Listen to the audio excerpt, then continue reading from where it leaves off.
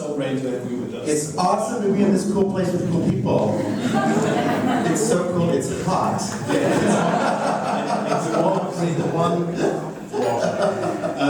So, we have made a promise to talk about Mozart and Mehr. Oh my God, okay. Very good book. But first we have to admit that honestly Mozart didn't have so much experience with oceans.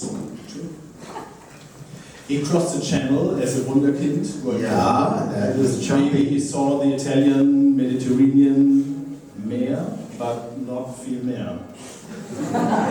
You know, it's the ocean of his mind. It's the ocean of his brain. It's the ocean of his heart. It's the ocean of his crazy existence. It's the wild wave that he was riding in that insane life that he lived. I mean, that is an ocean. That is a serious ocean. In fact, that's a bunch of oceans. Hearing Idomeneo, one has the impression he had a very strong idea what an ocean really means. Yeah, I mean, ocean is the metaphor that's chosen in every religion, in every, I mean, for this force that's overwhelming and it's beyond us, but it's also inside us, right? And so, because we're all made of water, so water is like our real element.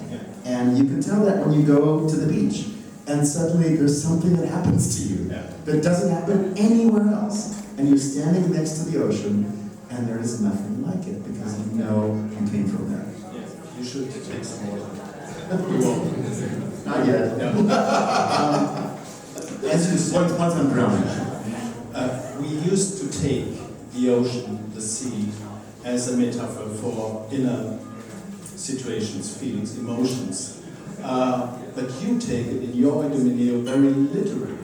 We see an ocean, and we see an ocean destroyed by men. And this is a very uncomfortable sight you gave, and some people didn't like it. You're kidding. And we're going to talk about them.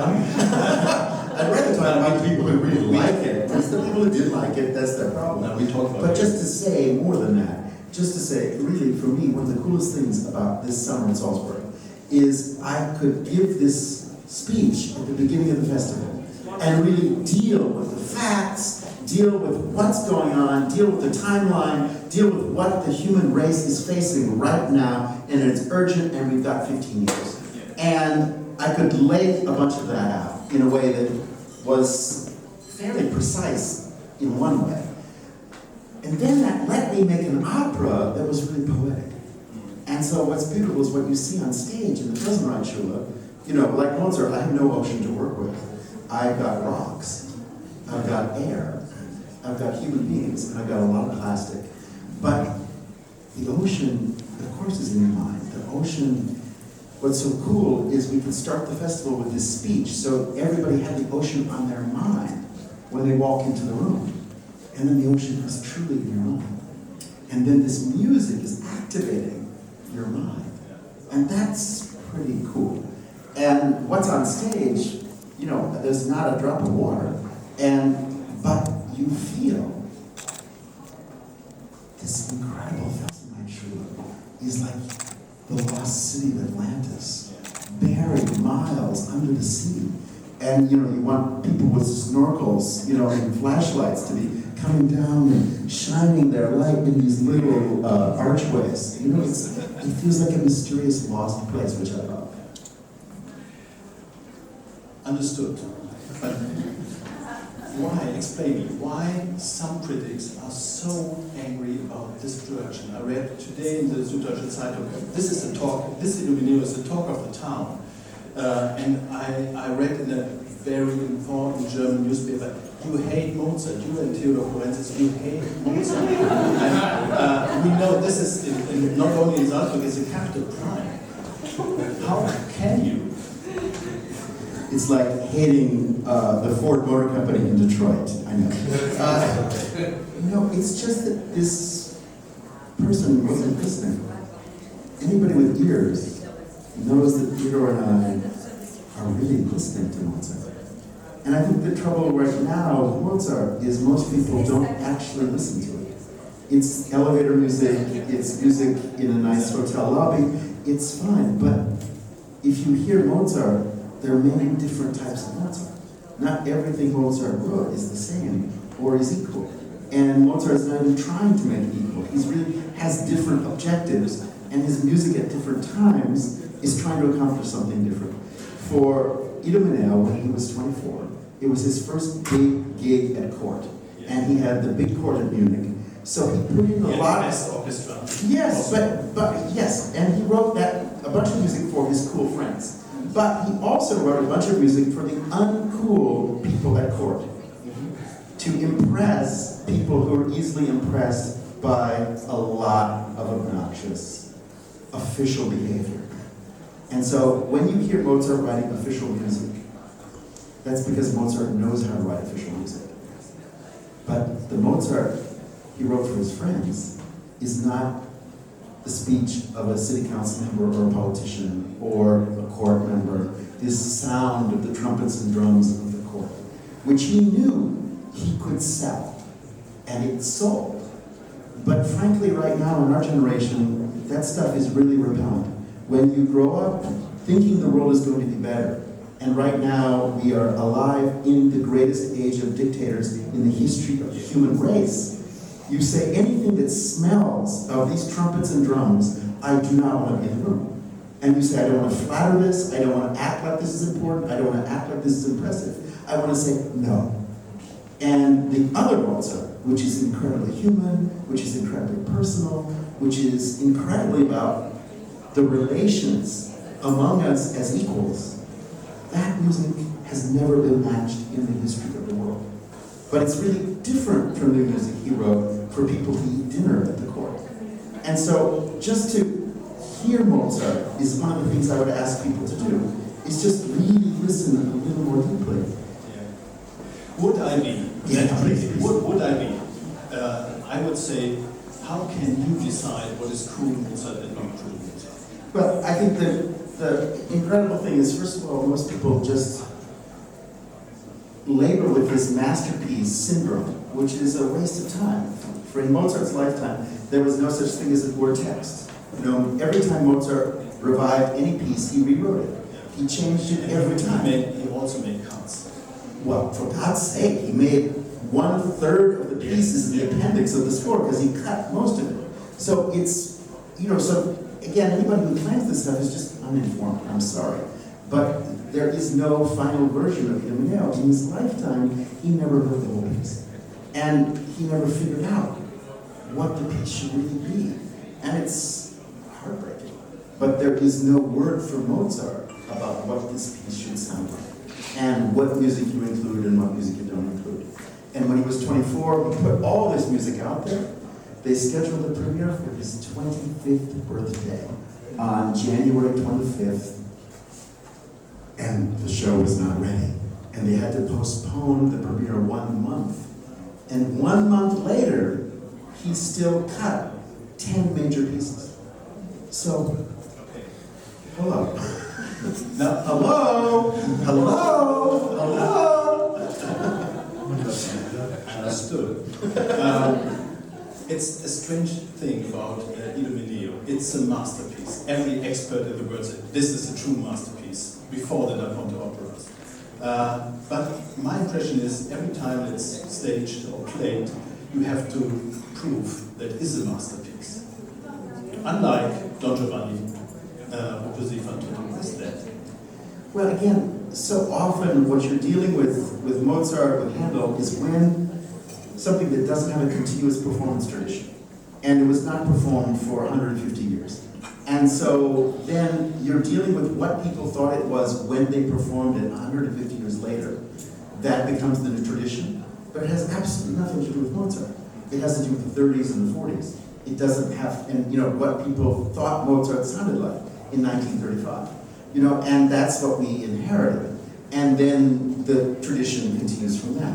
So for me, it's about shaking everything you've heard and going back to the score and knowing that Mozart wrote too much music And again, just to answer I don't want to answer these people, but 15 years ago with Simon Rattle at Glyndebourne, we did the longest performance of Idomeneo ever given in history. We put in every scrap of music Mozart even thought of using. And Simon Rattle likes to say that our Act 3 of our Idomeneo was longer than Mahler's Third Symphony, longer than La Bohème. It went on forever. So we did that. I really did respect every note Mozart ever wrote. We did that already. And it's no fun. And now we do it another way.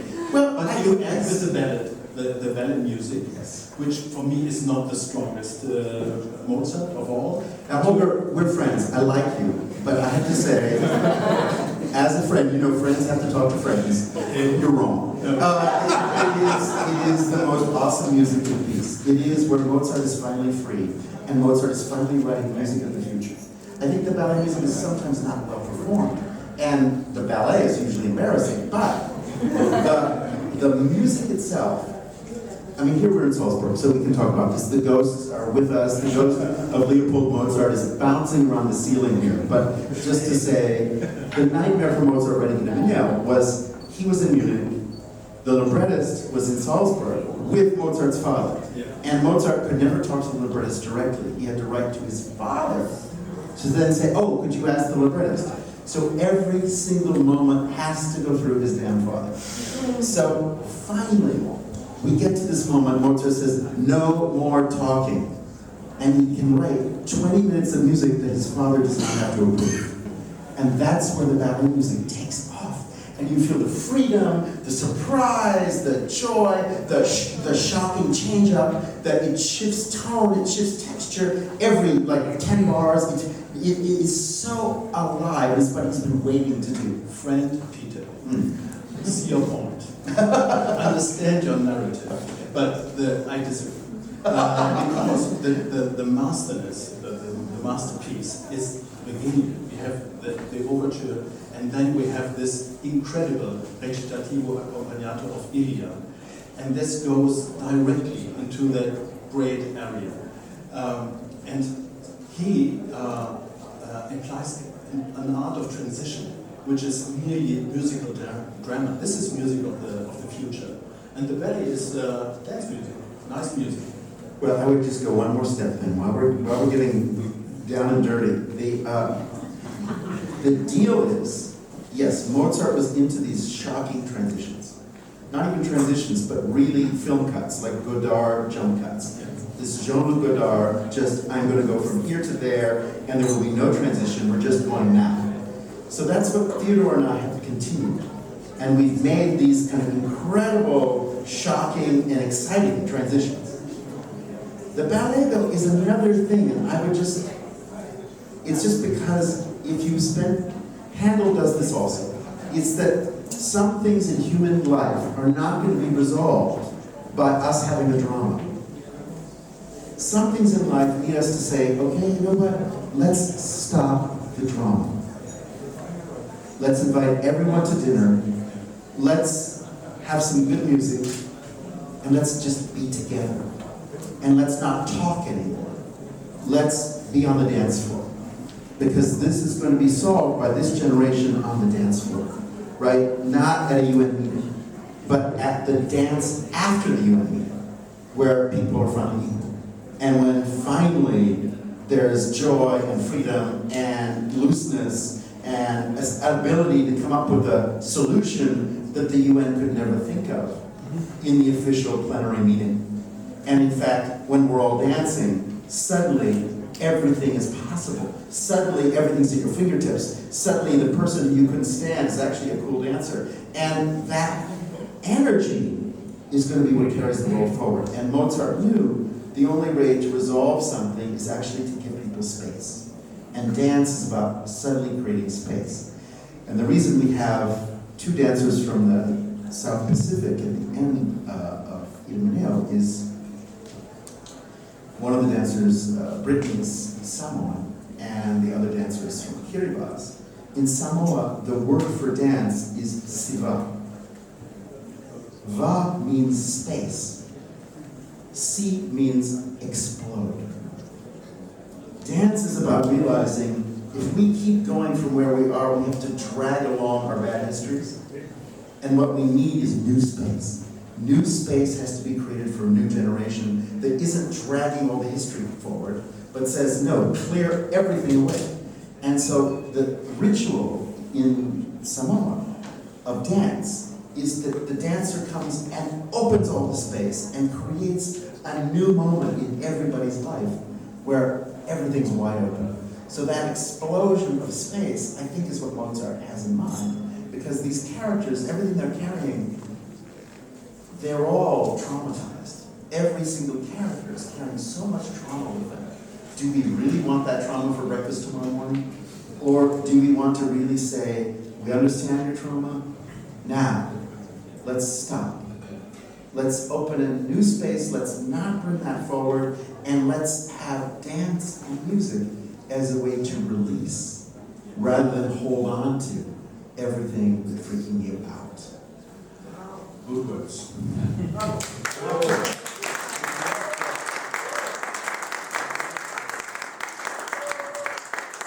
I'm getting up my day. Earlier we have Abanche, I think it's Abanche, who says, we see the splendor of greed going down. We see a civilization is going down. This is terrible. This is true, and this is very pessimistic. So, And Mozart wrote very intense music for those words. I mean, the music is startling. It's really startling. Are you pessimistic or optimistic? The opera says optimism because it ends as it ends. We have the oracle that says you cannot be longer the king of Crete. We have Idomeneo, which is a new kind of leader, and then dance and community. What do you think? At no point in his life did Mozart ever write a tragedy. He just said it's too late in history for tragedy. I'm sorry, I can't. I think Don Giovanni will be of another opinion. No, I think Don Giovanni had lived long enough and was ready to go. I think He's ready to go. He's out of here. He's on to the next one. and the two couples in Così fan tutte. Again, I think Mozart brings everybody to a crisis point, but not to a tragic point. He brings everybody to a point of realization, of understanding. And every Mozart opera ends with people going, oh my God, really? Oh, I've been hurting you for the last 15 years? Really? Oh. And then, we don't know what's going to happen next, because Mozart ends the opera there. But Mozart always ends the opera with the possibility that we're not going to repeat our previous behavior. Or we could. But he sets up the possibility that you might not repeat what you just did. You might have gone far enough that you don't need to do that again, ever. And I think that's, Mozart ends every opera with this chance that we will not repeat our mistakes. Whereas tragedy is about you're locked into this cycle of endlessly repeating your mistakes. And that's no fun to think about. And, I mean, it's true, but it's no fun to think about. Whereas Mozart says, we've been through a lot. Let's try and move forward together. And I'm going to help you move forward, and would you help me move forward? And that's this incredible moment at the end of every Mozart opera. So I like the fragility of that. On the other hand, he doesn't end with a happy ending. It's not like it's all going to be fine now. He just brings you to the point where people could, maybe tomorrow, do something better. That's amazing. I think you don't hate Mozart. It's just so weird. When I did the Mozart Giovanni operas 400 years ago, I mean, again, I was, the first reviews were, I was a madman with a razor blade running through the Rijksmuseum, slashing all the old master canvases. Thank you. I'm very touched. It's nice you care. But really, it's just that weird thing of Mozart is really alive. They're going to be, already this year, there are 25 new productions of Idomeneo in Europe. If you want Idomeneo, it's available in any form you want. Theodor and I are doing something very personal because art asks you for a personal response. It's not a corporate response. You know, it's not a corporate product, Mozart's Idomeneo, that is being put out by, you know, IBM and Google and so on, and it has to have the following. No. It's something we feel personally about, and we're putting something personal forward. Mozart wrote a very personal opera, and so Theodor and I have to treat it ourselves personally. And if there's something you don't feel personally, please don't do it. And what I dislike extremely is the nightmare of the classical music world, which has been corporately controlled. And you watch people doing music that they don't feel anything about. And it's not personal in any way, it's just, this is correct. Yeah. You know, and correct is really depressing. Because, you know, correct, your motives for being correct are not very attractive. This is a classical music police. Well, and it's also, forgive me for saying it, but it's also, it leads you right into the abyss of white supremacy, of, you know, we know what's right and we're superior because we know this, this, and that. And you want to say you're not superior to anyone, no matter what you know. You know, I'm sorry, everybody else has an equal right to come to this material and find what they find. And so get over it, and just get over yourself, and stop saying this material has to appear in one way. Nothing on earth will ever appear in one way. You know, and we're all here to make sure that everything continues to change and evolve, and every time we come to Idomeneo, we see and feel something we never felt before. You know, that's the coolest thing in the world. It's everything you dream of. And not, oh yes, this is Idomeneo is correct. For God's sake. I strongly agree. Okay, thank you. How close is your work with Teodor Currentzis? When you say we need to have a personal vision, how goes your personal vision of Idomeneo with the personal vision of Teodor together? Again, what you love about opera is we're all different. You know, and so as Alice Goodman wrote when we made Nixon in China, she said, John Adams' Nixon is different from my Nixon, it's different from Peter's Nixon, it's different from Jim Madalena's Nixon, who played Nixon. I mean, what's so cool about opera is none of us win. Is that Nixon in China showed a Nixon that belonged to 10 of us, rather than one of us. That's what makes opera an amazing art form, is by the time you do something, some ideas came from Theodor, some ideas came from me, some ideas came from Christina, some ideas come from all over the place, but opera is a complex form. So it never reduces to one point of view or one way of understanding. That's why I love opera, because you're getting this composite reality that always has layer after layer after layer. So Theodor and I agree on a lot of things and totally disagree on a lot of things, which is what makes collaboration worthwhile. And again, if I may say, your partner in life. You know, you don't want to agree on everything all day, every day, for God's sake. I see. You know, you want to actually disagree also, and disagreement is why you love each other also. And so for me, that's, the disagreement is the sweet spot also. Peter, but in not agreeing Teodor Currentzis could be a difficult thing. As far as I know. You know, we speak very honestly to each other.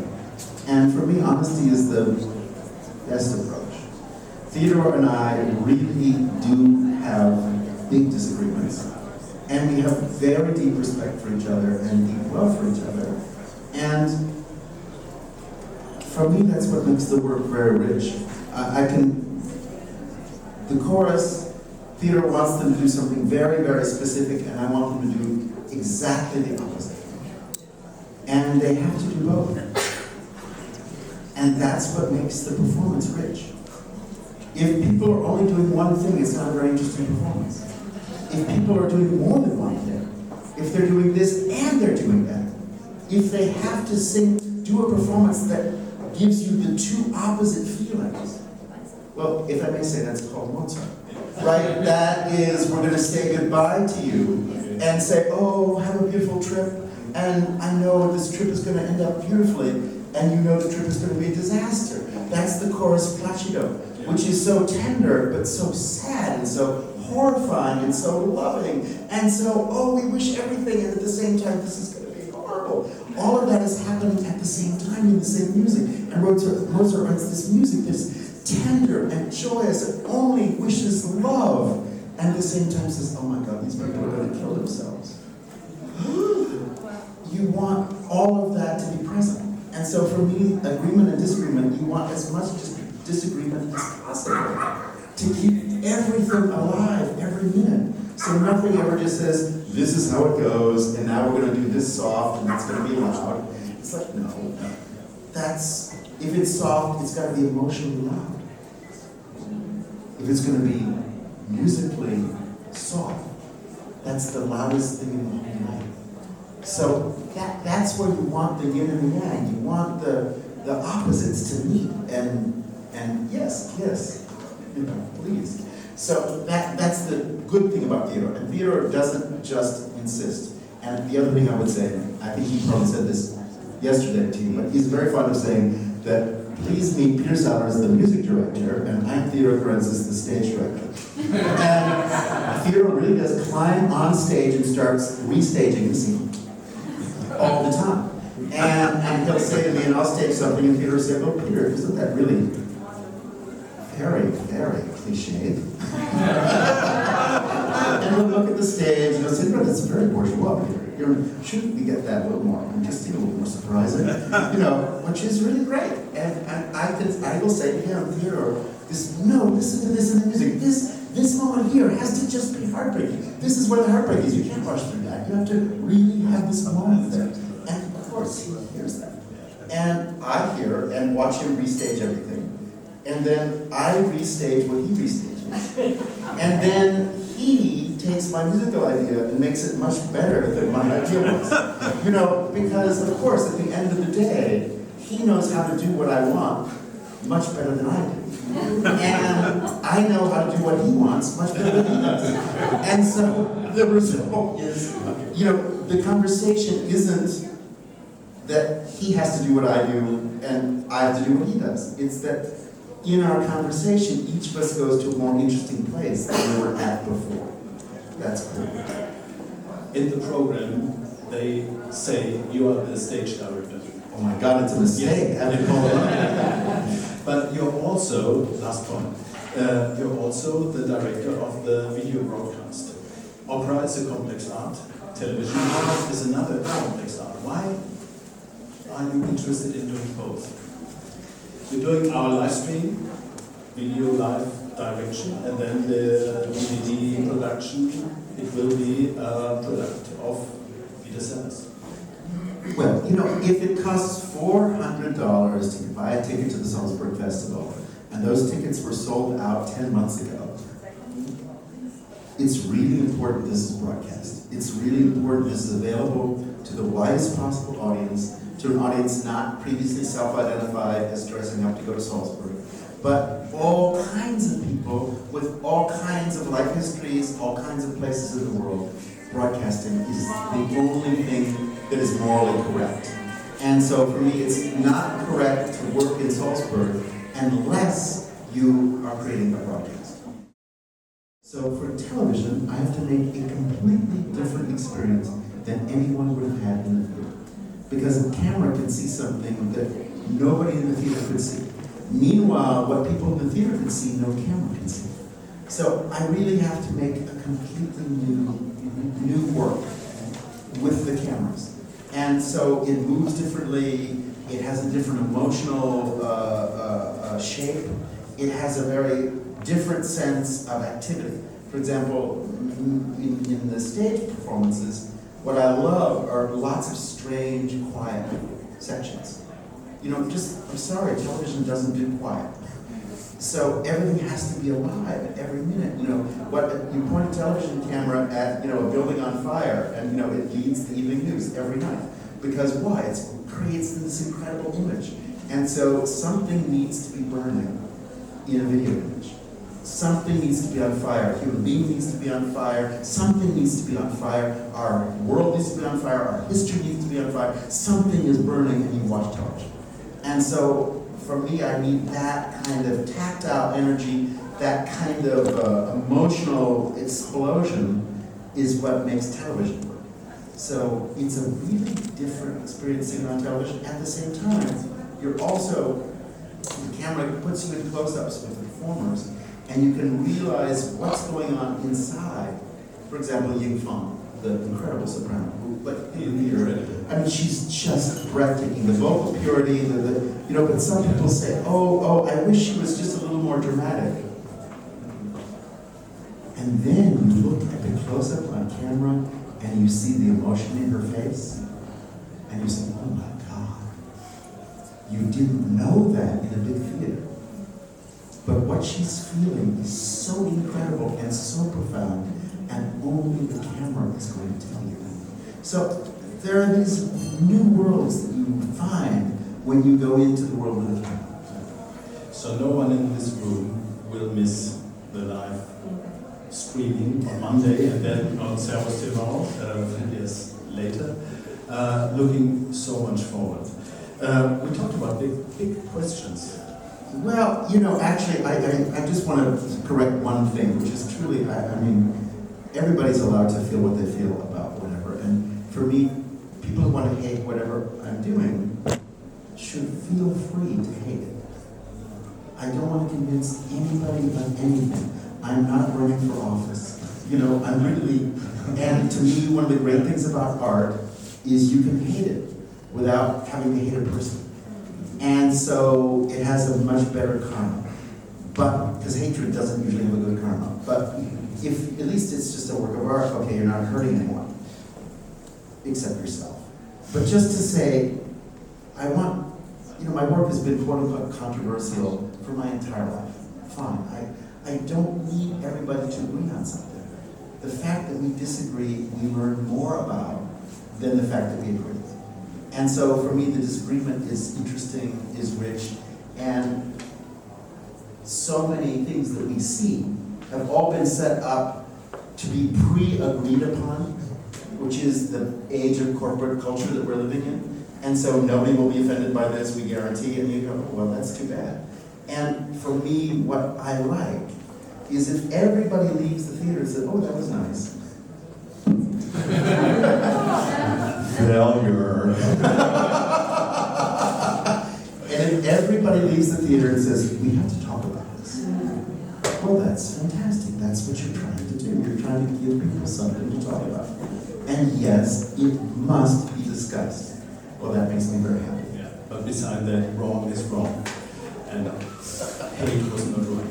No, but I mean, again, it's a cool thing for people to disagree, and everybody disagrees in their own way. Yeah. And again, I genuinely believe in democracy. I really believe that everybody has the right to feel what they feel, and they should feel it.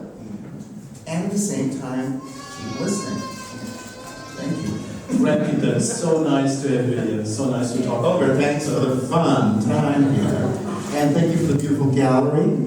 Yes. Yeah. We're in a super nice spot. We will hear a little bit about the pictures later. And one confession, I love your hair. Oh my God, is it okay today?